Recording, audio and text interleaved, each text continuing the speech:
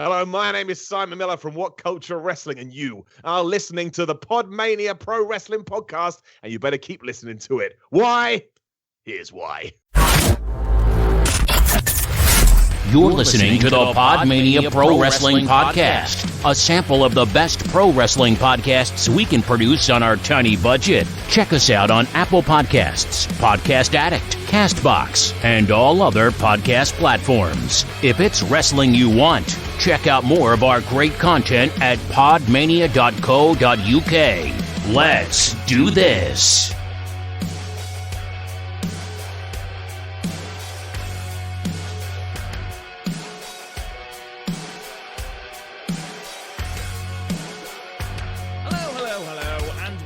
To episode 138 of the PodMania Podcast. I'm your host, Rob Gordon, and the band is back together. I'm joined by the whole crew, Garth and Chris. How are you guys?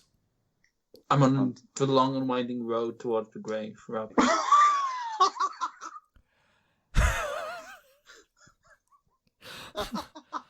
I'm quite good, actually. I'm fine. Yeah, I was just going to say... Do you want to elaborate for the listeners, Chris, or is it just your general demeanour? Well, I made the Tweenie clock out of 10p's and he didn't sound too impressed, so now I'm pondering whether or not life is worth living. What, because your Tweenie clock is shit? My Tweenie clock's really good. You haven't seen it. Send a picture of it to the WhatsApp group. I will. What the fuck is a Tweenie? You've never seen Betweenies? It's amazing. You should watch it on mescaline. Don't watch it, Garth. It's like Teletubbies on meth. Don't. That's why it's amazing. I'm showing my age now. You really are. Once again. Anyway, ladies and gentlemen, today's podcast is another list podcast. Garth has done his top 10 and Chris has done his top 10. So today is my opportunity to show you why they're both wrong. And even though lists are subjective, all right, it is completely my list that is correct and not theirs. I am just going to quickly say that having listened to both their lists, which I wasn't part of, You're a bad guy. Was I part of your list, Garth? Eh? Was I part of your list? No. Not as in was I don't mean was I on your list. Not am I one of your top 10 favourite wrestlers. You were definitely there. Was I definitely there? Yeah. Okay. How is that a Tweenie clock? there's a button in the middle, and then the thing's round, and when you press it, you know what time of the day it is. Is it playtime? Is it book time? Is it outside time? Who knows? Let's find out. This is going to be where we find the average age of our listeners, because you'll have that group of people that go, oh, the Tweenies, retro, and there'll be some that are just going, like Garth, going, what the actual fuck is this? Just pressing fucking eject. Yeah. How do you not know? On the fucking tape player. Tweenies was on VHS. I had Tweenies VHS tapes. Just because it was on VHS does not mean Garth would watch it. I mean, every time Garth talks about movies and TV, it sounds like he's watched everything that's on VHS. Completed VHS. Anyway, oh my god, this podcast is going to be so long. Anyway, ladies and gentlemen, I'm just going to quickly whip through my top 10, basically. And I was excited about it, and then the intro to this podcast happened, and I'm suddenly not as excited as I was. There is going to be some double up between all of our lists. I know there is at least 2 people that have been on one or more of our lists. So, anyway, doesn't matter. Let's start with number 10 then, guys. Are you ready? Yep. Number 10. Are you ready to tell me why I'm wrong or a smart? Is it Ty Dillinger? Is it Ty Dillinger? The temptation to put Ty Dillinger on as number 10 is unreal, but it isn't, no.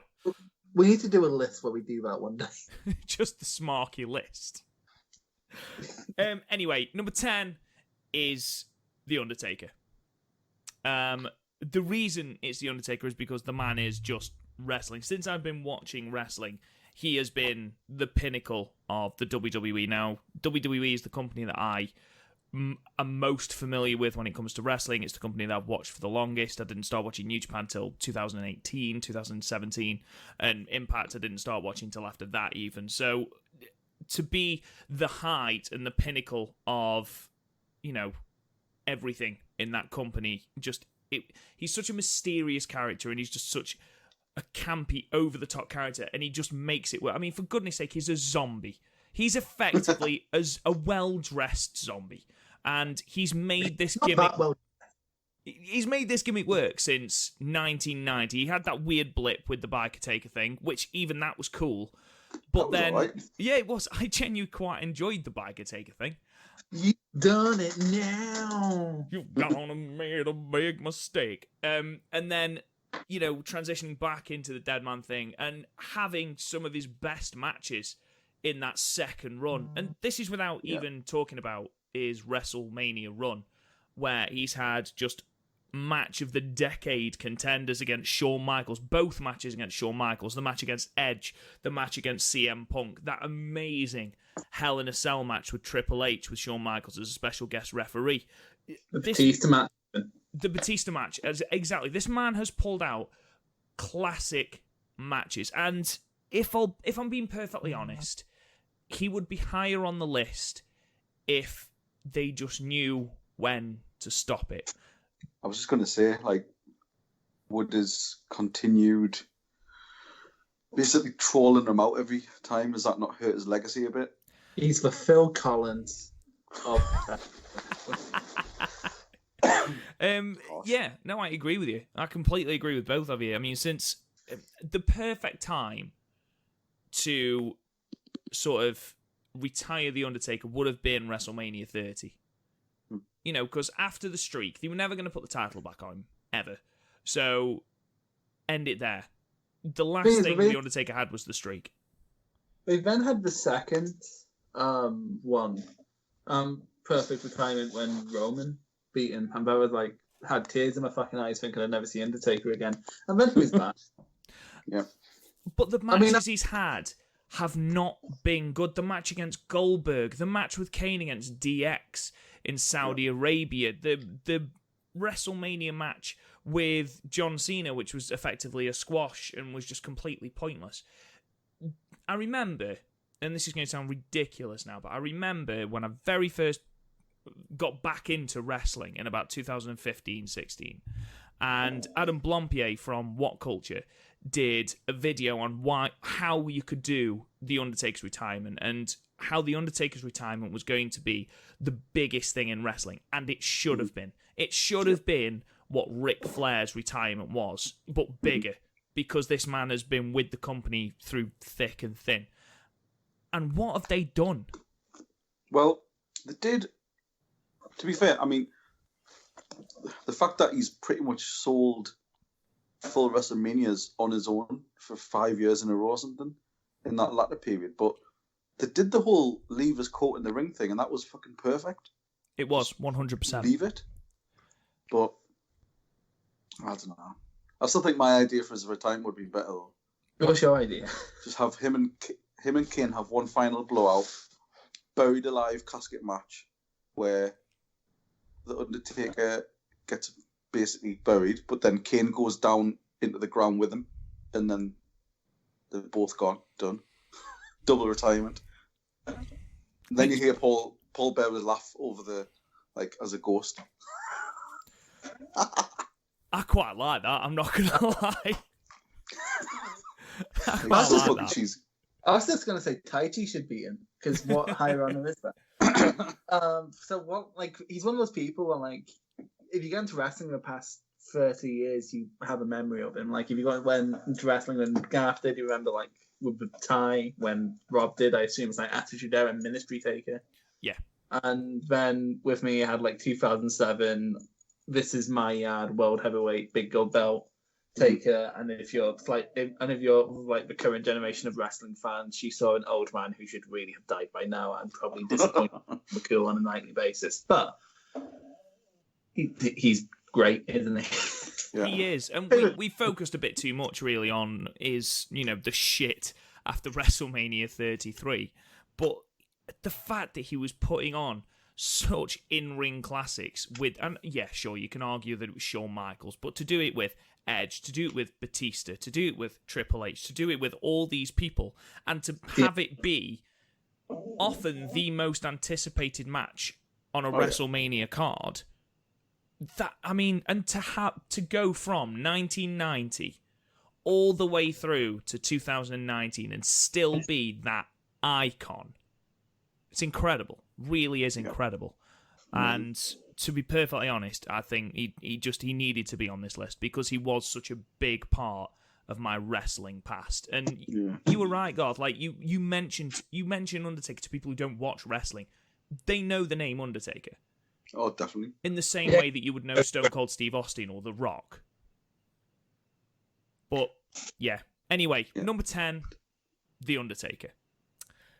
Number 9, ironically, a man that Undertaker beat at WrestleMania, is Edge, the Radar Superstar. The man had to be on this list because he's cool as balls. He had a live sex celebration, which makes him cooler than you. I mean, he took a very, very, let's face it, mundane moveset and made himself one of the top stars in the company. I mean, he debuted with the Brood. Well, just before the Brood, really. Would anyone think that's a future world champion? His feud with John Cena is absolutely incredible. His feud with The Undertaker. About 50 matches. I know. His That feud seemed to go on for about 10 years. It really did. It was like a prelude to Cena versus Orton.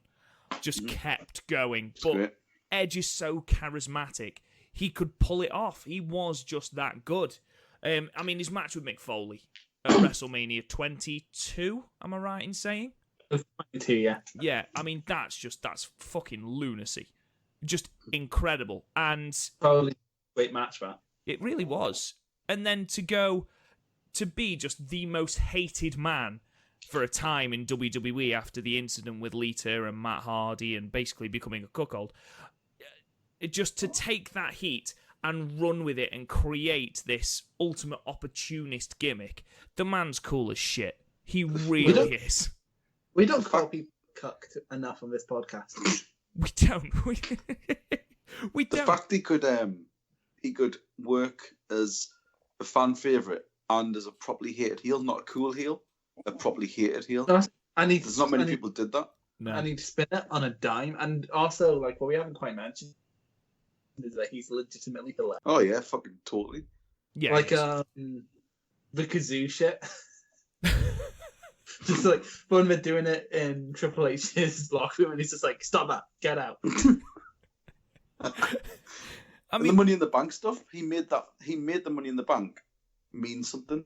that cash-in at New Year's Revolution was iconic. It was Totally it was amazing. one of the best cash-ins. Just It was because just one of those like jaw-dropping moments where you're like, "Oh shit, he's actually gonna," yeah. and just Oh, when it he was came one of out those with things that was Mr. like, also- McMahon, it was incredible.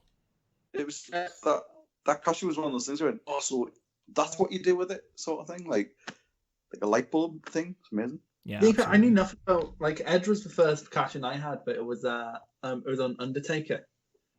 And I remember walking into school one day because I couldn't get SmackDown, and someone was like, "Edge World Champion." I'm like, "Whoa, you mean that really fucking cool guy in the long leather coat is World Champion?" They're like, "Yeah." I'm like, "How do they do it?" I'm like, "Well, Mark Henry helped him." I'm like, "Of course, Mark Henry." The guy with the like, I love Edge's entrance music. Everything about him was just fucking great. Being fair, he managed to survive having that god awful Rob Zombie song. He did. But he was also part of one of the greatest tag teams in WWF.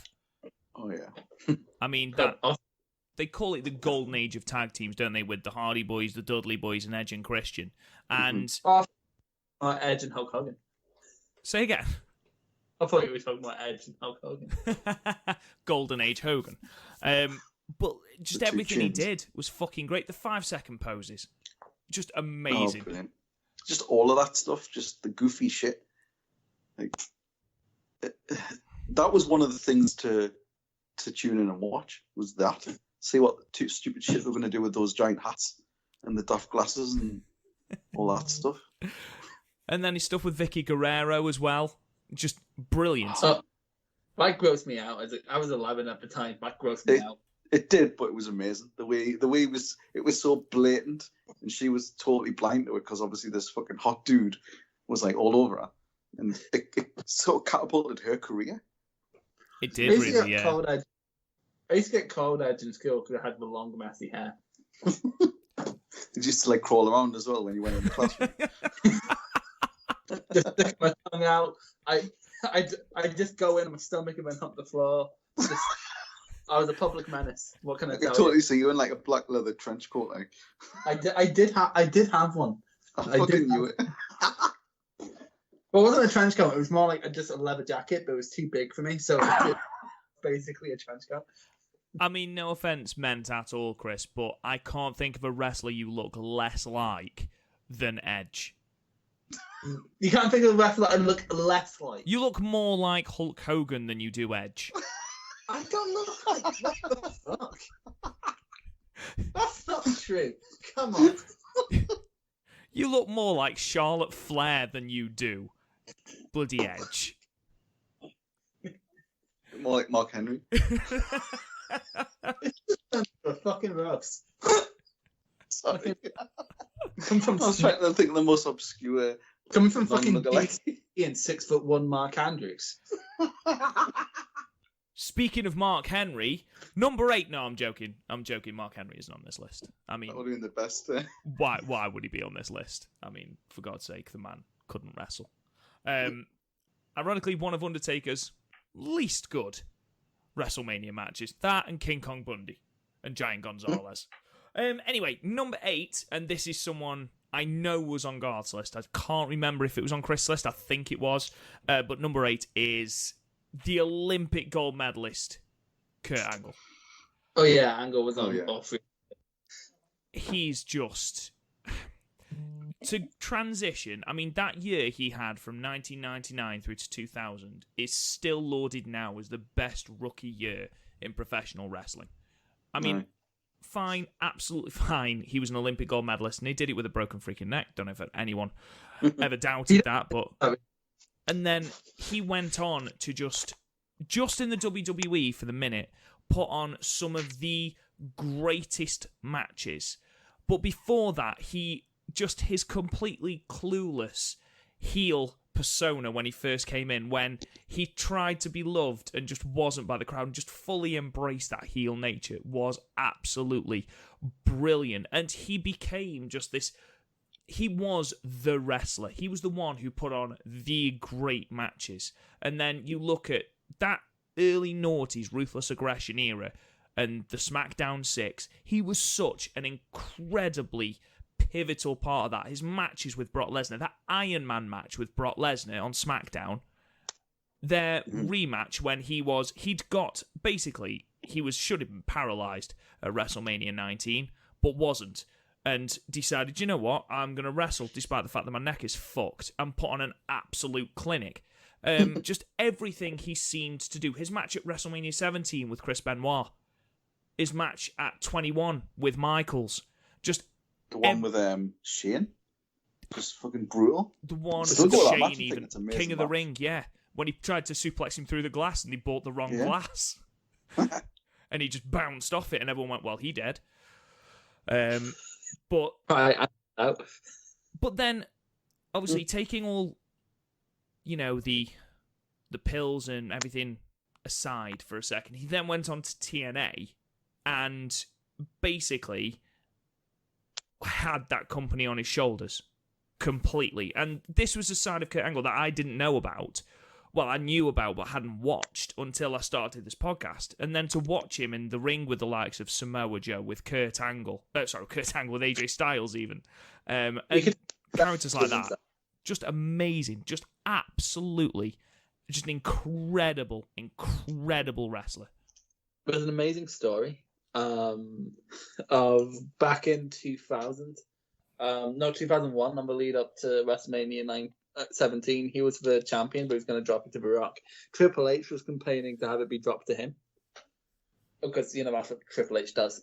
And he was laughing backstage with a lot of his buddies, going, isn't Kurt just too small? And Pat Patterson just went up to him and went, why didn't you ask Kurt for a legitimate fight? And then Triple H never brought it up again. There's loads of stories. For example, there's the Eddie Guerrero story where a match on SmackDown went a bit awry, and Eddie got hot up, went backstage, and basically tried to start a fight with Kurt Angle. And Kurt Angle just apparently gently put him in a front face lock and gently lowered him to the floor. And calm down. Yeah. Calm down. And Bruce Pritchard apparently just went up to Eddie afterwards and said, look, why would you pick a fight with Kurt Angle of all people? And apparently Eddie just sat there and went, I know, I'm an idiot. It's like in Age of Ultron when Hulk and Iron Man are having a fight, and it's like, go to sleep, go to sleep, go to sleep, go to sleep, go to sleep. He's a submission master, and one of the greatest matches I've seen Kurt Angle have is a lockdown with Samoa Joe. Yeah, just cool, cynical bastard, just amazing. And Garth, I know you actually know a lot more about his run in TNA than I do, and you could probably highlight a lot more matches. The whole build, for his sort of his debut, and then the debut and the feuds that he had with Samoa Joe and AJ, just class, just and it was honestly, other than maybe the odd match when he was injured and when he lost a lot of weight and stuff, and he couldn't, because he was so injured, he couldn't even pick people up properly. Even through all that, he was still having good matches. And it just showed you how good technically he was, that he could overcome the injuries and stuff to still work a match.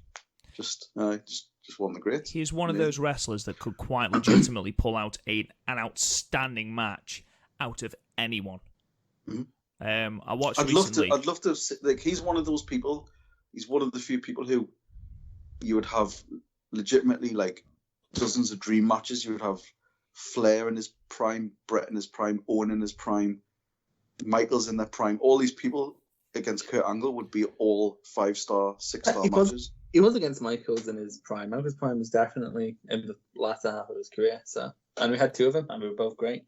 Oh my god! I'm talking about Michaels though in his sort of mid-90s sort of prime. It would be shit because Michaels in mid-90s when Michaels was burying. True. Yeah, true.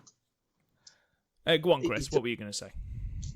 He's the first wrestler I came across who was a wrestler, because I came into WWE in 2007, when Cena's on top and Batista's on top, and there's also entertainers.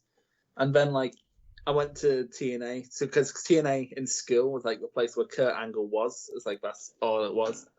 And we went to watch it, and I fucking shit my pants. Jesus Christ! It's unfortunate. It's happened about it. You don't see shit like that, and just he's a massive part into what I enjoy in wrestling, sort of the almost an actual fight nature of it. Cause, he made it seem legitimate. But at the same time, even in TNA, he did goofy shit.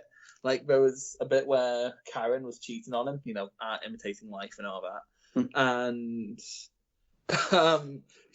JB found out and went to tell him, and then he was like, wait, she's cheating on me? Does he have gold medals? That's the reason Kurt Angle could think his wife would cheat on him, is that if she had more gold medals than him. Amazing.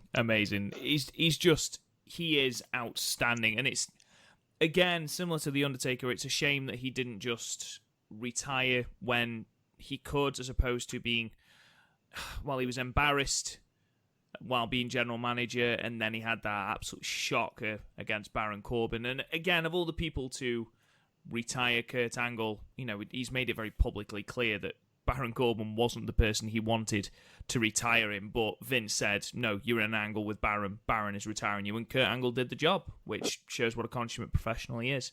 It's just a shame because, you look at John Cena, the person who, Angle basically made, and then what a way to come full circle, but it wasn't meant to be, and we never got that match again, which is a shame. But Kurt Angle, what a legend, what a competitor, and what a career he had. What an absolutely amazing career, considering it was his second career after winning gold medals at amateur wrestling. It's fairly impressive, let's be perfectly honest. Kurt Angle, number 8. Number 7, he's just come back to New Japan. It's Hiromu Takahashi. Oh my God. This guy, I mean, I've been watching New Japan since Wrestle Kingdom 11, and Hiromu is one of those people that instantly caught my eye, from his ridiculous moveset to just his colourful antics. He is a lightning rod in New Japan, because New Japan doesn't rely heavily on, massive gimmicks, except for Evil and Taichi, obviously, and, doesn't rely on pomp and circumstance. Hiromu just stands out, and the matches he's had, just from the short time that I've been watching, his match against Ospreay at Dominion 2018 is an absolute banger. His match last year in Best of the Super Juniors 25, that final with Taiji Ishimori, where he takes a back body bump, a back bump on the fucking stairs and rolls down the steps in the stand at Korakuen Hall, is just fucking lunacy. But again, it was an incredible match. It was my match of the year last year. And then to come back from an injury where we thought he was basically dead, to come back from that and to hear the pop he got at Power Struggle when he finally came back 18 months after this injury just is amazing. And even though we are having this unprecedented tournament at Wrestle Kingdom 14, the thing I am most looking forward to is Ospreay, who is Wrestler of the Year 2019, against Hiromu, because this man is absolutely incredible. He draws the eye no matter what he's doing, no matter where he is. I love him. He is one of my favourite wrestlers, if not my favourite wrestler in New Japan. What a fucking guy, Chris. It's like he didn't go to Gatha. Okay, so you started watching New Japan in Wrestle Kingdom 11, didn't you? His match against Kushida, yeah. Yeah, then you've basically seen his career worth talking about. Because he was on Excursion not long before then. But yeah, he's fucking... Jesus Christ. I'm scared every time I see him. Like, the fact that he came back last week and just bumped. Like, he bumped everywhere. Like, Gaff, we can't stress this enough. He wasn't been made to bump. He bumped himself. like, imagine if Ric Flair was on fucking cocaine. Okay, that's a bad example. What do you mean, imagine? Shouldn't take a lot of imagination. Imagine if Ric Flair was on cocaine and also had a firecracker stuck up his ass. That's kind of like what it was. Like, he was giving himself like a buckle bomb, threw himself into like every barricade, and then just sort of went on his like head in a weird way, Wyatt crab thing, and went, "Mike, please." And Will Ospreay, who just went through this match, had to hold up the microphone to him. He's absolutely ridiculous. There is this wonderful press conference before Dominion 2018 where Will Ospreay is talking about the moves that he's going to use on Hiromu, and Hiromu just turns around and goes, "Yeah, well, I've got a brand new submission finisher. It's called the D." And Ospreay just goes, "It's called the what? The D." You do realise that's a name for a penis, don't you? And Hiromu's reaction is absolutely amazing. He just goes, "Oh no, I did not realise this. I can't put people in my D. That sounds awful." And just this press conference is absolute. Ospreay cannot control his laughter. Hiromu just completely straight face. Just, "This is a bad day. This is such a bad day." There's a press conference where he brings fried chicken for one of his opponents. And then this whole thing with a fucking stuffed cat. I've seen that everywhere, and like I don't really see much of this stuff, but I have seen that everywhere. It's just amazing, and this guy, he's just so different to everything else, and he's he definitely stands out in that promotion. Oh, 100%. I mean, Garth, me and you reviewed Wrestle Kingdom 12, and this was before Chris was part of PodMania, the good old days, as we like to refer to him when he's not listening. I'm joking, Chris, obviously. I'm not joking, Garth. But we reviewed Wrestle Kingdom 12, and that four-way for the Junior Heavyweight Championship with him, Ospreay, Skrull, and Kushida, it was and him especially, when he got all 4 competitors on all 4 sides of the ring, and he just ran and sunset flip powerbombed them all off the... And just, it's such a ridiculously fast... It's impossible not to love him. It's impossible not to be drawn to him. It's a shame he got injured when he did as well, because he kind of sort of picked up the Nakamura sort of mantle of like this sort of rock star, superstar, just out there character, and then he got this fucking this bad neck injury. Right. So like, what happened? Was that like just after do you know Shibata was injured as well? Do you know what the Phoenix driver is? Yeah. Right. So it was that, but done by Dragon. Was that the one under was it under the apron? No. Right. So like basically, you go into a powerbomb position, get cradled, and then you get like thrown back. So like you're backwards, like overhead sort of. Yeah, I think it's also called the Steenalizer because I think Kevin Steen used it, and it's disgusting and really shouldn't be used by Dragon Lee, who's even shorter than Gaff, and like he's really short. He's like 5'5". He shouldn't be using that move. And like Hiromu just broke his neck on impact because of course he fucking did. Because I remember when I first heard about it, I'm like, well, this was inevitable. We know what Hiromu is like, and it's not his fault at all. It's a really sombering injury. It wasn't right after Shibata. It was about a year and a half after Shibata. Was it? Yeah. Because that was when everyone was saying, look, it's getting ridiculous now, blah, blah, blah. But to be fair, in Shibata's case, that isn't New Japan style. That's just how Shibata is. And in Hiromu's case, that's a freak accident. It could literally happen to anyone. Yeah. Like, all the criticisms put against New Japan are done by people who don't fucking watch New Japan. Because if you watch New Japan, you'd know that half the time they have less horrific injuries than WWE. And when they do, it's not to do with style. It's usually something really stupid, like Toa Hinare hurting his shoulder. Or Yoshihashi running into the ramp and breaking his jaw, or whatever he did. To be completely fair, he fucking deserved it. It's just, oh my god. I mean, Garth, are you going to watch Wrestle Kingdom 14? I'll try. I have the last few years, so... Let's try this again. Points gun at Garth. Are you going to watch Wrestle Kingdom 14? Garth, it wasn't a question. You won't. No, in all seriousness, what I was going to say was if you don't have time, just watch that match. I mean, all the Liger stuff aside, which is going to be, tear-jerking and everything like that. In the words of Vinnie Jones. In the words of Vinnie Jones. Just go out your way to watch the Takahashi Ospreay match, because the year Ospreay has had, and the fact that Hiromu has been basically bottled up for 18 months, it's just going to be fucking carnage. It's going to be great. I imagine Hiromu's been like shaking like a tweaker for the last 6 months or so. 100%. 100%. He's been ready for months, hasn't he? I think he's the reason so much bad Boris Johnson got into power. He shook so hard, we went into an alternate universe. It's like, have you ever read Flashpoint? It's kind of like that. Yeah, Doctor Strange style in Avengers, where he just shook and shook and shook, and he was looking at all the different possibilities. Yeah, well, kind of, except Flash actually moves people. I'm not going to go comic book nerdy on you now. Sorry. No, this is wrestling. Yes, different time. No nerds are allowed.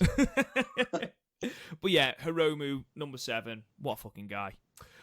Moving on to number 6, and it is the other New Japan entry on this list, Tomohiro Ishii.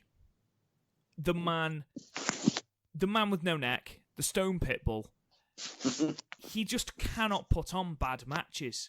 And... You know what I think every time I see Ishii? You know in Rick and Morty, when the episode with all the parasites and just the giraffe comes along. Hello, I'm reverse giraffe. I have short neck and legs. I've never seen Rick and Morty ever. You seem like the type. Anyway, go on. Okay. I mean, it's got to the point now where every single G1 you look forward to Ishii's matches, to the point where this year he headlined and main evented more G1 shows than anyone else.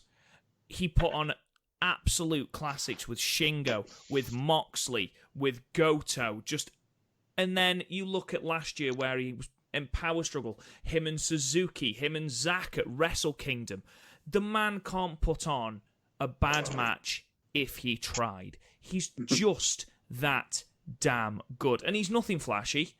I mean, I'll be honest, his most expansive move is his superplex. But he just has a way of drawing you into these matches and just believing that every strike fucking hurts. And it's got to the point where, on the Young Lion cast, mine and Chris's New Japan sort of section of PodMania, we will just say, if someone's had a good match with Ishii, you'll just go, yeah, but it's Ishii. If you can't have a good match with Ishii, then you're not going to have a good match. And it's that simple. He's that person on New Japan's roster that you turn to go, shit, we need someone to have a banger of a match here. Who do we turn to? And it's either Ospreay or Ishii. And honestly, I don't think there are many bad Ishii matches. You know, even going back to 2013 with that fucking G1 match with Shibata, which made me hurt, and I was only watching it. Just absolutely incredible. Absolutely incredible. And Garth, it's your style, mate. Just beating the ever-loving piss. When I've seen it, I've liked it. I saw a match with him and Walter, and like the chop off. Ouch. Just that there are things that you don't want to think about, and receiving a chop from Walter or a chop from Ishii are two of those things. Have you seen? The thing is, he also he hits hard, but he'll take just as hard. Have you seen the still of him getting the chop from Walter? I haven't. It literally looks like a stone being dropped in a lake. Jesus Christ. Actually, I have it on my phone. I sent it to the WhatsApp. Please do. But again, there's nothing flashy. It's just he draws you in. I mean, he's just had this absolutely brilliant match with Kenta, which we gave 8 out of 10. And the more I've thought about it, the more I think we should have given it 9. But that's by the by. You know, and Kenta has been having a roughish time. You know, he had a few all right matches in the G1, and then he's come into this feud with Ishii and just had 2 great, 1.5 great matches. The one at Power Struggle, at Royal Quest was sort of ruined by the injury, but he had a few great matches in the G1, like his one with Okada was really, really good. That's the only one, really. I know Meltzer gave his one with Tanahashi 4.5, but he also got one with Ospreay 4.5, and that's just wrong. Yeah, that was just wrong. It was shit. But that's beside the point. I mean, Ishii, there's not a lot else I could say about him because he's not flashy. He doesn't really have a gimmick apart from the fact that he just takes a lot of punishment. That seems to be his gimmick. He looks like a Yakuza boss, though. He does look like a Yakuza boss. He is the living embodiment of the Black Panther suit. Where he will just take so much and then just give it out. That's pretty much Ishii. That's Ishii, in my opinion. I briefly, when you said Black Panther, imagined Pink Panther for some reason. So now I'm just imagining fucking Ishii trying to rob banks, but very sneakily. I don't think he'd sneak. He'd just kick the door down. He would. He'd headbutt it down. Yeah, the man is great. He's a wrestling machine. I can't say anymore. And he had an 8 out of 10 with Yuji Nagata earlier this year, and like Nagata's still great, but his ceiling nowadays tends to be 7, so that's what tells you everything you need to know. Taichi's had a really good year this year. It's been his best year. It was amazing. Like Taichi dragged the best matches of Ishii's life. But not like they were great, and like they told a great story. And to be fair, that's something Ishii is really good at especially when you look at his Shibata matches. But then again, those are mostly around, okay, we're gonna just start sitting down and you're gonna kick me. Now I'll stand up, you fucking sit down, I'm gonna kick you. That's just his style. That is just his style. There's no frills, nothing. And occasionally wrestling just needs that. As the Revival say, no flips, just fists. Or as the girl who kept following the Revival around says, no flips, just fist me. Wow. Didn't you see? Have you never seen that sign? I have never seen that sign. No. It used to be a running thing. People would just bring no flip because they do it in the logo. So when security checked, we didn't see the me. So it was just no flips, just fist. God. Just no class at all from some people, is there? Jesus Christ. Anyway, moving on. Number 5, we are now halfway through this list. And number 5 is Kevin Owens. Aside from having one of the best themes of the modern WWE, he's just entertaining as fuck to watch. He's a great wrestler. You look at everything he's done from NXT all the way up to modern day.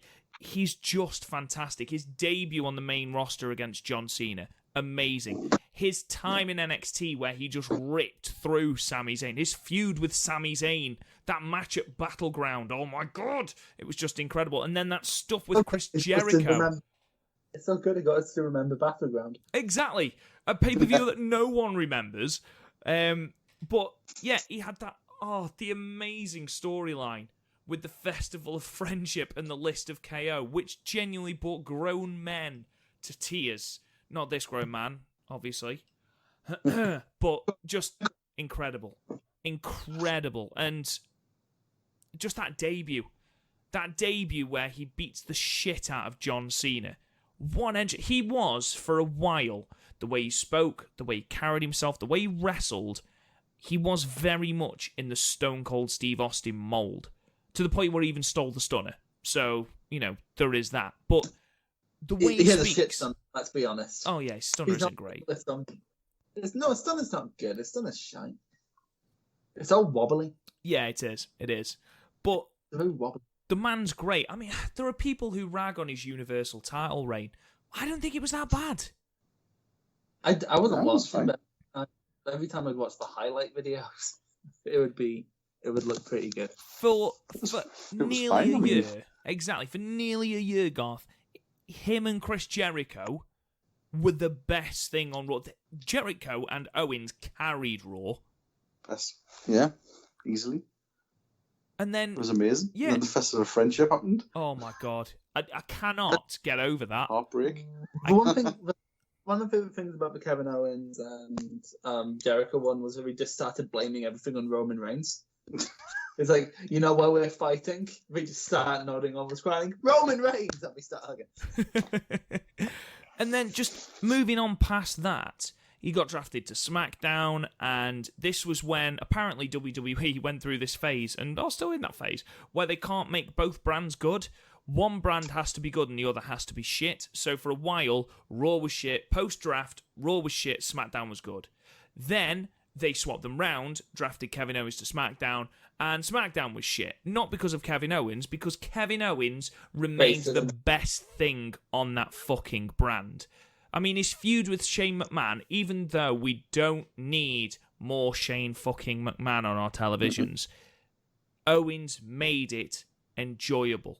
Owens made it good. And just his entire character. And then this feud that he's gone on to now, it had the premise to be incredible, where basically they were saying, right, go on, here's a microphone, say what the fuck you want. And unfortunately, he has been stunted, with lackluster creative from WWE, but his character himself he's so captivating. Have you seen much of his promos, like specifically his promos outside of WWE? Because when Kevin is let off his leash, Jesus Christ. I watched the infamous one that he cuts with the Young Bucks and Adam Cole, the Mount Rushmore of wrestling one. That is Gaff, do you know this one? Which is this? So, like, in PWG, there's this faction called Mount Rushmore. It was Kevin Owens, Kevin Steen, Adam Cole, and the Young Bucks. And Kevin Steen joined them because he couldn't beat Adam Cole, who was like, I can't. It's like, I want to suck your dick, pal. I'm like, everyone suck your dick. Most people want to suck your dick. They're good Christian boys. They don't do that shit. But I will make everyone in PWG suck your dick. That's pretty much it. He just went off on one. It's brilliant. You must seek it out if you haven't already seen it. It's folklore. Like, you need to be the best. You need to beat the man. Well, I can't beat the man, so I guess I'm on your fucking side. And now I got your fucking back. It's fucking amazing. And it's just some of the like the worksheet stuff he cut on Cornette. Well, during his Ring of Honor, fuck Ring of Honor run was amazing. Just incredible. The man is incredible. Like on promo ability alone, he's untouchable. And it's such a shame WWE script their promos. If it was anywhere where you didn't have to adhere to a script, it would be amazing. I think he has just been stunted by creative. I mean, even recently on Raw, he turned on AJ Styles and the OC, and then nothing happened. And it's just like, he turned on New Day early in the year as well. Just bizarre. But the thing is, I don't like how we've changed his gimmick, because his gimmick in NXT was great, where it's like, I'm sure I'm a bad guy, but I'm doing it for my kids. I loved all that. It was like, you're trying to take money from my kids' mouths. And he's like, nah, but I want to earn more money. It's basically... it's like economics. It's basically what Seth Rollins is like now, except not a whiny bitch, where Seth Rollins is like, oh, John Moxley not being here is taking food off of my table. Except Rollins is supposed to be a fucking babyface. Yeah, except he's this whiny bitch who doesn't have a penis anymore. But anyway. How do you know the state of Seth Rollins' penis? Hey, me and Becky Lynch are tight, all right? What? All right, okay, whatever. Anyway, number 5, Kevin Owens. Number 4, he's made the list, guys. He's made the list. You stole that from me? You dick. He is Le Champion, enjoying a little bit of the bubbly. It's Chris Jericho. This guy is fucking amazing. Filthy, disgusting, trash bag hoe. He's 49 years old, and he is the coolest thing in wrestling. I bet you in 20 years he's going to make his age into a gimmick. He is. He will? But I've never seen anyone change their gimmick so much and so successfully. To the point where he's that charismatic, he got a scarf over, he got a jacket over, and he got a fucking piece of paper over. Twice? He's got catchphrases for days. Stupid idiot. You just made the list. A little bit of the bubbly. Le Champion. Is there nothing this man... Honestly, whenever he says, I'm Le Champion, I fucking laugh. Can't help it. He's so entertaining. And this isn't even looking at the matches that he's had. But I was going to say, like, you could take away all the fucking wrestling and he'd still be a top 10 entertainer. He would, because he's gone from being, the Ayatollah of rock and roll, and when he went from that to the cynical, dickhead, suited up bellend that feuded with Shawn Michaels in one of my all-time favourite feuds, just the range that he was able to do was just absolutely amazing. And then you put on top of this absolute exhibitions of wrestling, to the point where when he was 47 years old, he waltzed into New Japan, physically waltzed into New Japan, had a 5-star match with Kenny Omega, had 2 4.5-star matches with Tetsuya Naito. At 47 years old, he was able to hang with the best of the best. And, he could take anything and make it amazing. That Festival of Friendship, again, just his reaction made that. And just those words, hey, why's my name on this? That was just fucking amazing. It still breaks my heart. The whole thing with the presents and the pictures and just... that God picture where they're touching fingers. That's my wallpaper for a while. And then he goes to AEW, where he creates this inner circle faction, which automatically makes people more... I mean, for God's sake, the rub Sammy Guevara is getting off this. The rub that Proud and Powerful are getting off this. Even Jake Hager, who is fucking scary-looking bloke, but even him, just from being in Jericho's limelight, is just incredible. The promos he cuts, the fact that promo when he introduced the Inner Circle was absolutely phenomenal. The fact that he can turn on a dime and just react to everything going on around him. Just incredible. Honestly, that promo this week where he was ripping the piss out of the video that Cody had done. I watched it about 50 times. Yeah. Where he's just saying, what is it? He says, it's hard. Every day I have to wake up and drink a bit of the bubbly. He's like, do you know how hard it is to find good bubbly? He's like, but it's a task I'm willing to take because I am the champion. That's just fucking amazing. The thing is, the bubbly thing literally it was off the cuff. He just went back at stage, was shouting at everyone. Exactly, and it's just... Oh, a little bit of a bubbly. Which is ripped off fucking Dumb and Dumber. It was amazing a couple of weeks. It was episode 4 of Dynamite when he was stood up in on the balcony with the Inner Circle, and he was cutting a promo on MJF and just said, "What kind of an idiot wears a scarf?" It was brilliant. It was amazing. And this is someone who, at this point in his career, like you would think they would just, normally wrestlers would just rest on the laurels and just live off past glories. But he's always doing something new. Yeah, absolutely. Absolutely. His back a bit shit though, aren't they? Say again. Fozzy's a bit shit though, aren't they? Oh yeah. I mean, I like. They're all right. I like the Judas album, and I think I like the Judas album because the moment he came out at Wrestle Kingdom 12, it still sends goosebumps down my arms. That is a great one. That's a really good wrestling song. It but is. Also, like, Worst Jericho is like 2002 before he turned heel with Christian, trying to get Fozzy over.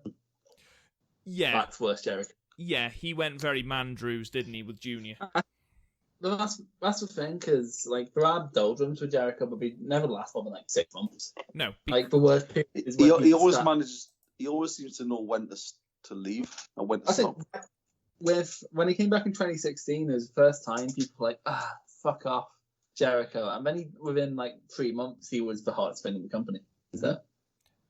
Just, again, the man is just so...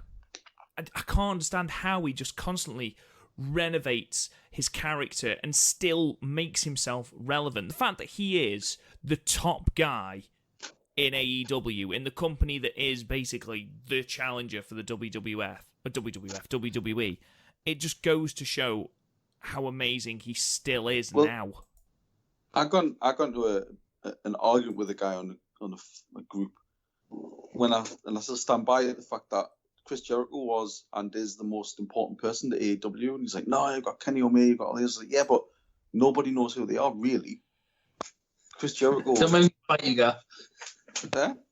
Don't make me fight you. No, but I mean, on the overall international landscape with wrestling, Chris Jericho is a known commodity, and he's a better promo than anybody else, and he can inspire more people than, like, for instance, a Kenny Omega, because Kenny Omega is still not that level in America yet.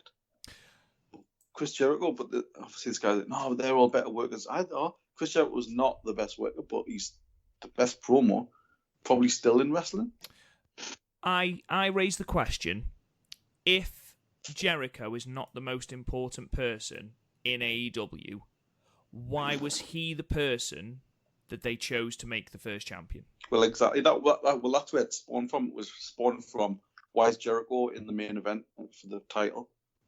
Well, because you put your title on the most important and sellable person. Exactly. Jericho is marketable, and he makes your company relevant. And you know what? I agree with what you're saying. I think he is the most important person in AEW, aside from Cody, because the stuff Cody's been doing during this feud is absolutely incredible. But yeah, just the man is incredible at everything he does, and I love him. I absolutely love him. So yeah, number 4, Chris Jericho. Number 3, and this is going to make Garth hate me, Shawn Michaels. Nah. So, basically, every reason Garth hates Shawn Michaels is the reason why I love him. Because he screwed Brett. No, Brett screwed Brett. Come on, get with the program, Garth.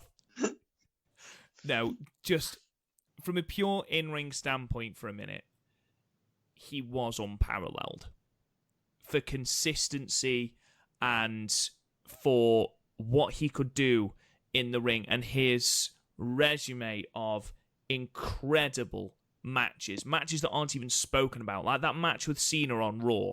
A Cena who isn't the greatest worker. He's okay now. 2007. Exactly. In 2007, Cena was not a good worker. He was the champion, wasn't a good worker. But Michaels dragged him to one of the greatest TV matches in Raw's history. That is just how good he was. He managed to basically, almost single-handedly, with Brett, keep that company afloat whilst they were going through the doldrums of things like Duke the Dumpster Drozy and Max Moon. Just his feud with Bret Hart is still one of the most iconic feuds in not just WWE, in wrestling history. You know, they call him the showstopper. There is the reason they call him the showstopper. There's the reason that they call him Mr. WrestleMania. His match, Ric Flair, for God's sake. Ric Flair was 128 years old when they wrestled at WrestleMania 24. Actual fact, Google it, okay? And he pulled out just an absolute barnstormer of a match. Yes, it was held by the fact that it was Ric Flair's retirement match. Of course it was. The drama added with that. But just everything he does was incredible. And then he ruined it all by coming back at Crown Jewel. But I wouldn't say that's ruined it all that much. Flair sort of had other matches, but no one really talks about that, do they? For me, the thing about Michaels was the same thing as Austin. When it was done, it was done. You know, there was no coming back. He had the opportunity of coming back at the 2016 Royal Rumble and having a match with AJ Styles. Yeah. Tell me that wouldn't have been... You talked about Kurt Angle dream matches, Gar. That would have been the dream match. Mm-hmm. But yeah, just his... yes, his backstage politicking is the stuff of legend. The fact that he was an absolute prickish cunt backstage is legend. But taking that away for a moment, the guy was incredible in ring. Absolutely incredible. Yeah. Thing is, everyone copies it. Well, that's it. You see it in so many people. Dolph Ziggler. Dolph Ziggler is a shameless rip-off. Let's be brutally honest. He isn't a shameless rip-off. Yeah. If he wasn't, he became a shameless rip-off when he was like, I'm just not gonna try because I'm Dolph Ziggler. Everyone loves me. No one not loving me. The super kick is now the most overused move in history of wrestling. Yeah, and that's obviously because everybody loved Michaels. Garth, what's your favourite Shawn Michaels match? Probably either the first Taker won at WrestleMania. Yeah. Or the ladder match with Razor at for the Intercontinental Championship. That was Mania 10. Yeah. That was another very good match. You know what I love? And I didn't realise Gaff didn't like Shawn until we were doing the Wrestling Classic a few months ago. That's me and him. And we got to the end of the splooging over Michaels versus Angle. And I was like, okay, so I'm giving this a 9. He was like, I'm giving it an 8. I'm like, wait, no, it was a 7. It's like, why am I giving it a 7? Why are you giving it a 7? And he's like, well, he screwed Brett. I'm like, fuck off, Gaff.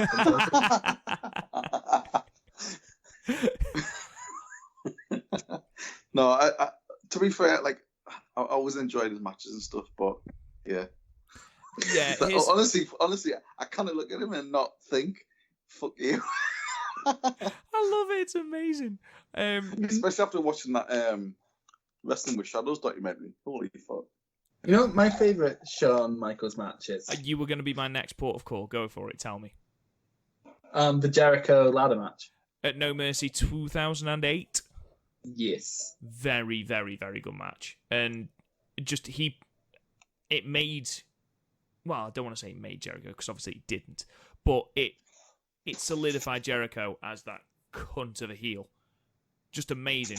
Just absolutely amazing. And he put over in his second run, because certainly not in his first run, but he put over so many people and helped so many people. And that final run, that 2007 run, where he was like, I've got to win the Royal Rumble because I need to take on Taker again. I need to do it. And then he lost the Royal Rumble match, or he was eliminated by someone, and just went fucking ballistic. It was amazing. It was such a good storyline. It contributed to my favourite Rumble match, because going into that, you genuinely did not know who was going to win. It could be Cena, it could be Batista, it could be Triple H. Shawn Michaels had a massive claim. Edge then came back. Jericho could still win it. It was like literally a third of the field could have won.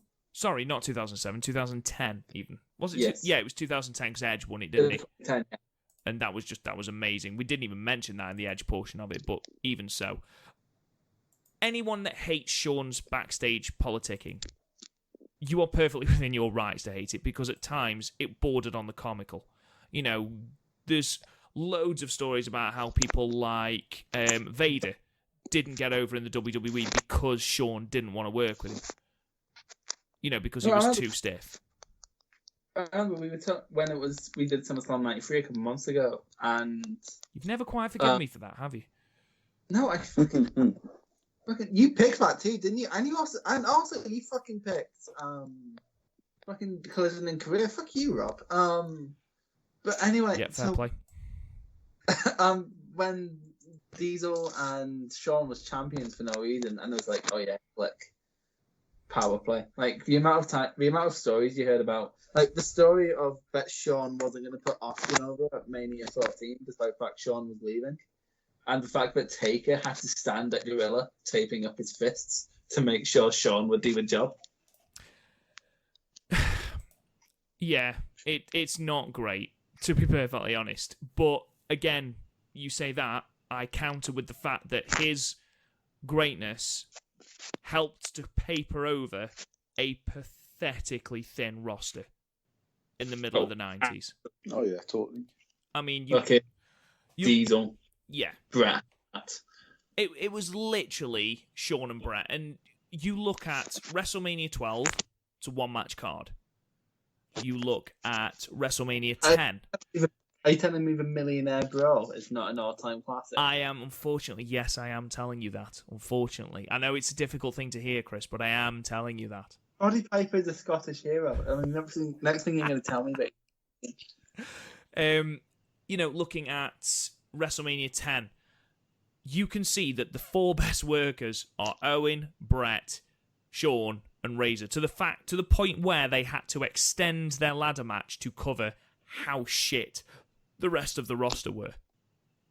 The man is a bona fide legend in ring. Absolutely. Doesn't Hardcore Holly hate Shawn Michaels to this day because he was going to have a match and it got cancelled because it went long? What makes me laugh is they've said it was. Then you take that on the rookies. Yeah. Well, what makes me laugh is they told me. Go on. No, I'm just saying, fucking Hardcore Holly takes it on the kids. Well, I mean, what would you prefer to see? A 10-man tag or the continuation of Shawn and Razor? And it makes me laugh because people said, oh, it's a click power play, it's a click power. The 1, 2, 3 kid was in that match. So you can't tell me it wasn't. It was an expendable member of the clique. It's the one who got his arse ripped open. Oh, yeah, doing a Bronco Buster. Oh, God, yeah. Forgot about that. But anyway, number 3, Shawn Michaels. One of, if not the greatest in-ring superstar the WWE have had. Just waiting for Garth to bite.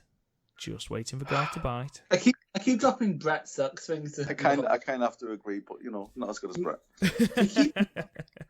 I miss the days when Garth would bite. Those were great days. It's because it's not the middle of the week. Yes, exactly. I'm not sort of. He's not an angry man. He's not an angry man today. It's all right. Sure. Wait. So we don't. Big Daddy D. This is Happy Daddy D. G, rather. That sounds terrifying. He's Big Daddy D in Blackpool. Oh, God. Anyway, moving swiftly on. Number 2, and this is quite laughable considering who this person is above, but number 2 is Bray Wyatt.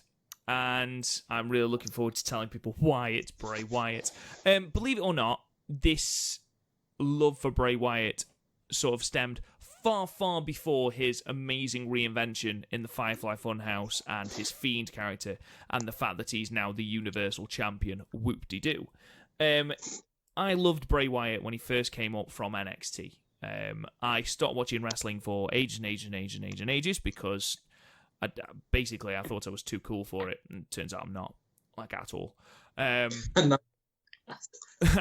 But, yeah, exactly, now we do a fucking wrestling podcast. But the reason I came back to it was because, believe it or not, I play cricket as well, because I thought, you know, if you in for a penny, in for a pound on the whole nerd thing. You're fucking Southerner. I know. Anyone is Southern to you. Fucking Newcastle's Southern to you, you muppet. It's not the Highlands aren't Southern to me. Someone I played cricket with, they said, look like Bray Wyatt.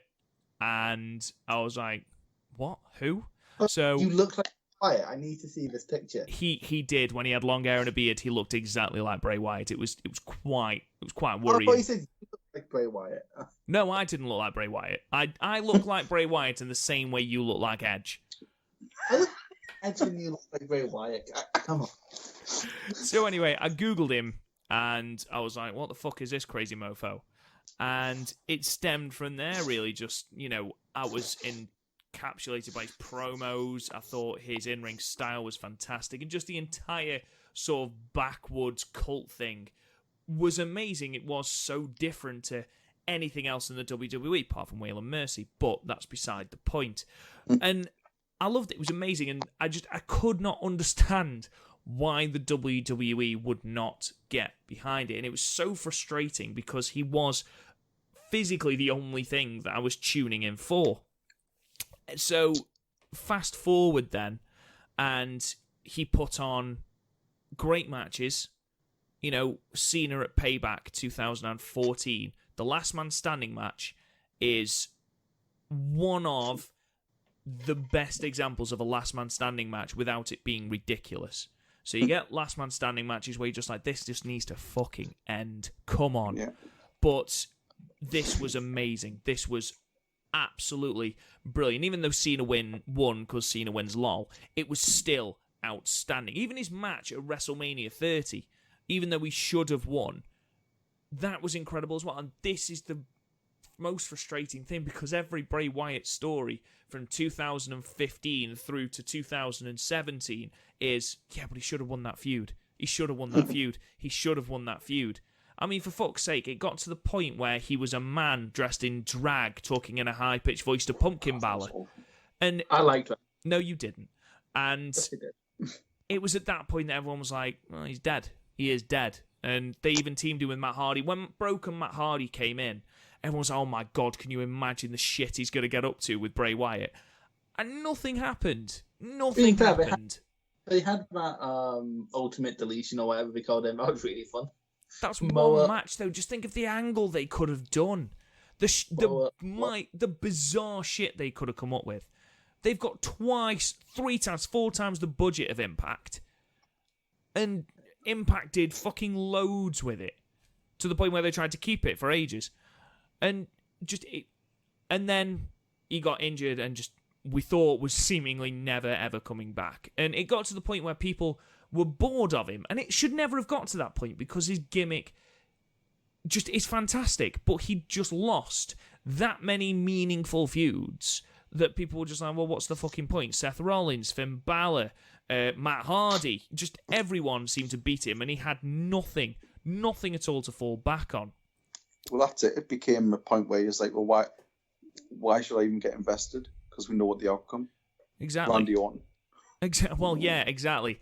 We then get to a point where he starts to win championships, and he was put in the world's worst, or it felt like it, WrestleMania match, because not only were we treated to Randy Orton just completely destroying Bray Wyatt for the championship, but also we got a GCSE media studies fucking PowerPoint projected onto the ring mat, and it made him a joke. And then we followed that up with a House of Horrors match, which was absolutely dog shit. And it was a really hard time to be a Bray Wyatt fan because you just could not see where it was going to end. So Great time to be a Randy Orton fan, though. Say again. Great time to be a Randy Orton fan. Fantastic. Yeah, well, not great time because he lost it to Jinder Mahal. Yeah, but like for 3 months before. Well, yeah, I suppose there is that. Fast forward, and we've now got creepy children's television presenter Bray Wyatt, and he is the greatest thing in the WWE. Not that the WWE haven't tried to fuck it up, having him lose, having the match at Hell in a Cell stopped for no discernible reason, but he's now the Universal Champion. And I think I can speak for all three of us when I say he is by far the most entertaining thing on WWE programming. You know what the Firefly Funhouse is like? Have you ever seen Don't Hug Me, I'm Scared? No, but that sounds absolutely terrifying. It is amazing. I'm going to send a link after we're done. Okay. I'm a little bit scared, I'm not going to lie. I can't believe you haven't seen Don't Hug Me, I'm Scared. Me and my old friend back in school, we bonded over it because it's like it starts off as a normal TV show talking about how things can be creative, and then they're eating each other. It's amazing. And then they made 5 more, and it's even more amazing. God, I'm scared. Hug me. Do you guys sometimes get worried when I talk about what I'm into outside of wrestling? Yeah. Try not to think about it. And yeah, just he's now gone from a man who was the most exciting thing in WWE, having fantastic matches with The Shield and John Cena and Daniel Bryan, to the most boring person on the roster who no one gave a shit about, to back to that pinnacle. And the only unfortunate thing is that WWE will fuck this up. It's just a case of how and when they're going to do it. And that's why I don't watch WWE. Yeah, I know. But to be honest, it says a lot about a company when I literally, on a Tuesday morning, will YouTube what has happened, and I only look for the Firefly Funhouse segments. It says a lot about I still watch that. It says a lot about your company when you can take $40 million a year from the Saudis but can't pay $28 million a year to give your wrestlers healthcare. True story. Another thing I love about Bray, there was a wonderful thing on a YouTube channel, cannot remember whose it was, and they were saying about how Bray had been talking about The Fiend for years and years and years beforehand, just on random things, and they put together his Twitter, and it turns out that Bray had been, foretelling all of this by, some of his promos and things like that. I don't know if you saw it when he tweeted out saying, I've been foretelling this for years. If you look at some of these promos, there are lines that don't fit. And they came together and they were all the titles of the Firefly Funhouse episodes. Mm-hmm. And then he did a WWE story time. Is that what it was called? Story time or something? And he was reading this book and he was talking about a man with yellow eyes and a mask. And it was just like, well, that's a Fiend. And it adds to the story. And then, my God, that costume at SummerSlam. When he comes out, the music, the Bray Wyatt head with the lantern shoved in its mouth. Just amazing. Really, really good imagery. They do really need to sort out the fucking lighting, though. That lamp. I kind of want a lamp like that of my friends, and I don't know why. What, just of your friend's head? Yeah, or all my friends. Chris, when did you decide you were going to become a serial killer?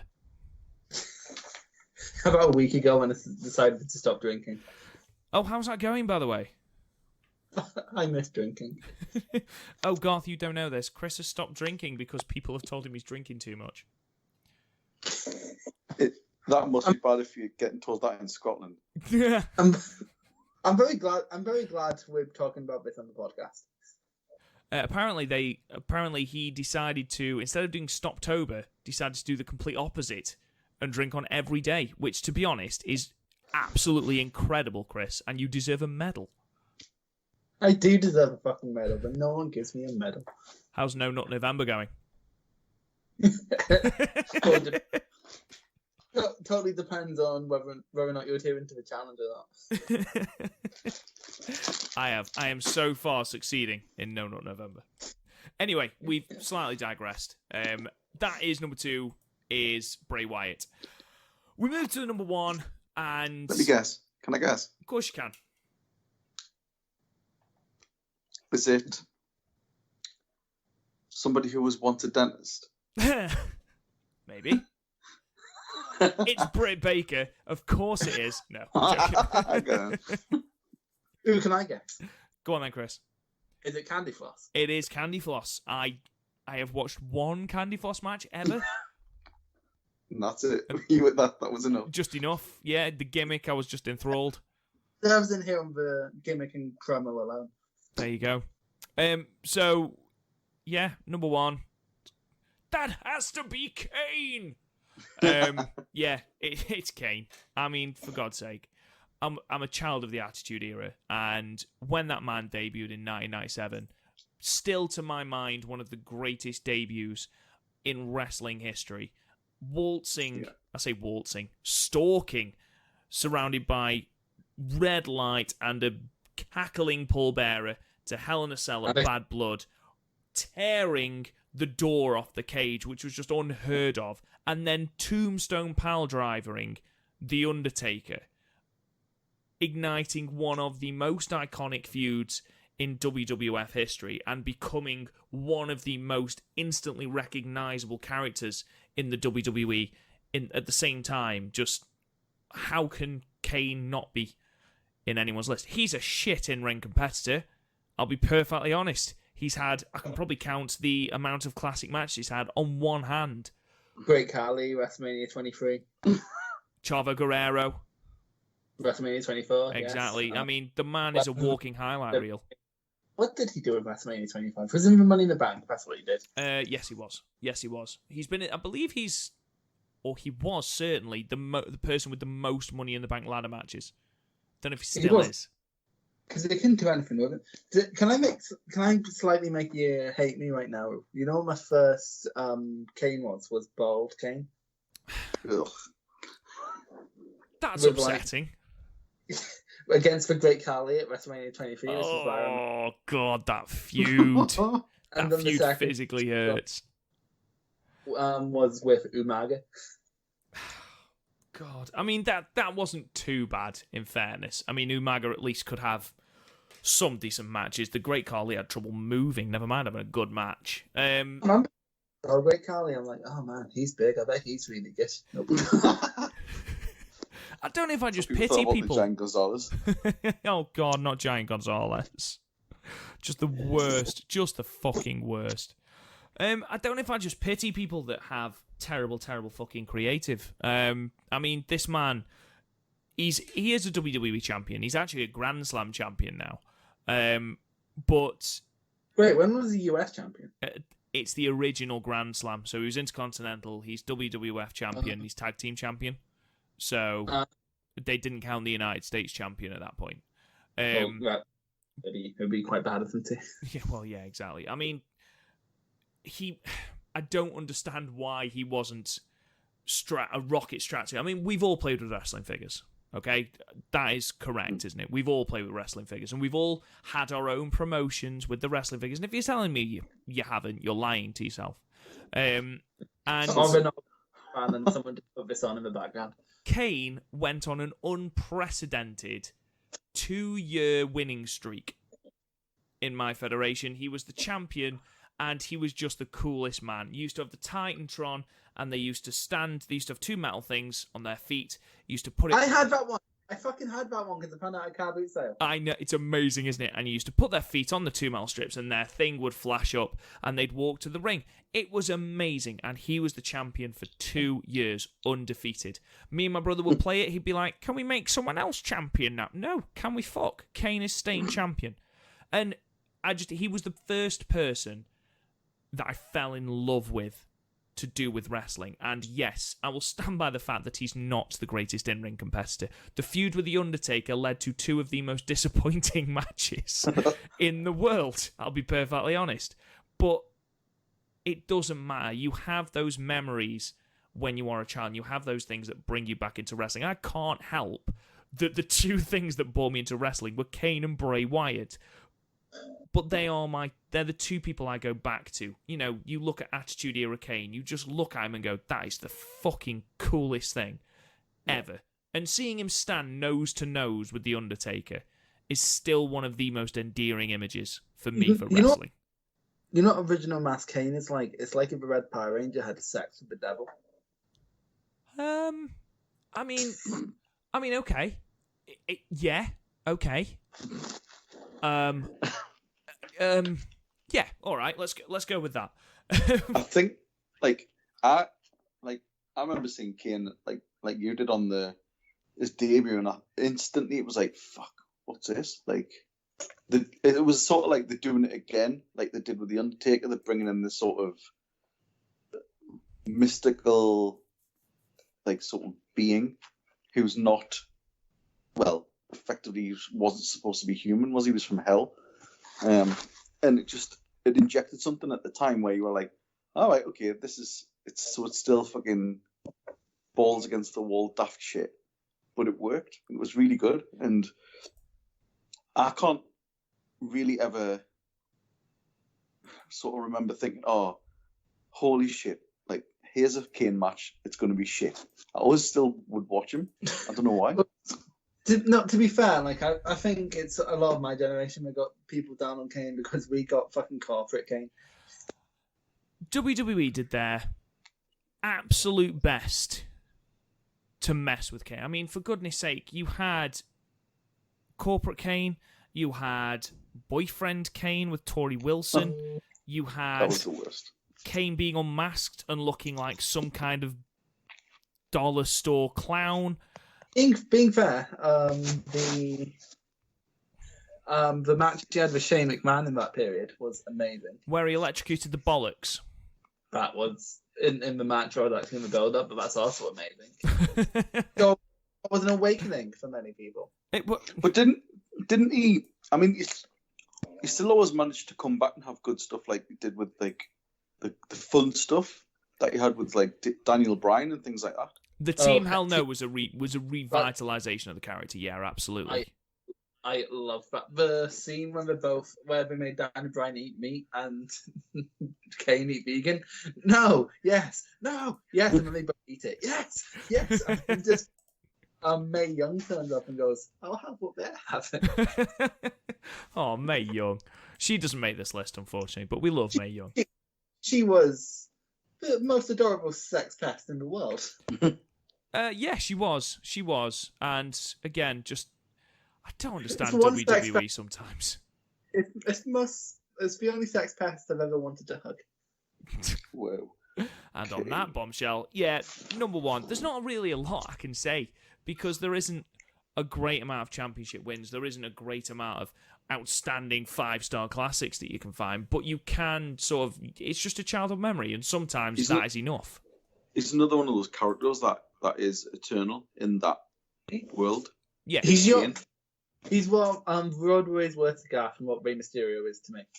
You think about the Attitude Era, you think about Stone Cold Steve Austin, you think about The Rock, you think about The Undertaker, you think about Triple H, and you think about Kane. Those are the 5 you think about. And I think that goes for everyone. Those are the 5 that you go to. Those are your characters. If I was going to use a football analogy, I would say he's like the James Milner of WWE. Yeah. Literally put him in any position and he just does his thing. He's just totally, yes. I understand. Well, you mock Chris, Who did you make a reference to in The Young Lion on Wednesday? Oh, Heskey. Emil Heskey. He's never watched football ever. I have. I've watched football. I just sit there and comment on how homoerotic it is. But he knows who Emil Heskey is. Explain that to me, Garth. I mean, I suppose he is one of the greatest English strikers. Oh my Even God. that's sarcasm. And again, on that bombshell, ladies and gentlemen, that is my top 10. And I think you'll agree that with a top 2 of Kane and Bray Wyatt, that mine is absolutely the correct top 10 out of the 3. But yeah, ladies and gentlemen, thank you so much for listening. We really do appreciate it. All our downloads are going up, which is brilliant. So thank you. Thank you to everyone that's listening over in America. So, hello. Pardon? We're award nominated. We are now award nominated. Thank you to the Wrestle Hub. I believe it is their podcasting awards. We've been nominated for the best trio. Fuck knows how that's happened. Sam Roberts and OSW are now our peers. So, like, we can say this now about Sam Roberts thinking we're jealous marks. Fuck you, Sam Roberts, you massive cunt. Fucking hell. Go bald. Like, why have pubes on your head? Just fucking shave it off, you stupid little rugrat-looking motherfucker. So, let me get this right. Garth, when he gets angry, starts a fight with Finn Balor. You're starting a fight with Sam Roberts. I'm working my way up. Thank you so much for listening, guys. We will, of course, be back to usual programming next week with the Young Lion cast on Wednesday and the PodMania podcast on Saturday. Look out on Monday for a new episode of our Universe Mode, which will be up at 7 p.m. GMT. You can download us on all manner of podcast platforms. Just Google us and we are there. We're like syphilis. You can talk to us on Twitter at PodMania, same with Facebook at PodMania Podcasts. Talk to me at RealRobGoodwin. Garth, where can they find you? At Garthamania. And this is really exciting. Chris, where can they find you? No Goto! At No Goto. We finally got him to change his Twitter handle. N-O-O Goto. Thank you so much for listening, guys, and we'll talk to you guys again soon. You've been listening to the PodMania Pro Wrestling Podcast. Follow us on Twitter at PodMania, Facebook at PodMania Podcasts, and YouTube and Instagram at Real PodMania. And check out the website, podmania.co.uk. Until next time, wrestling fans.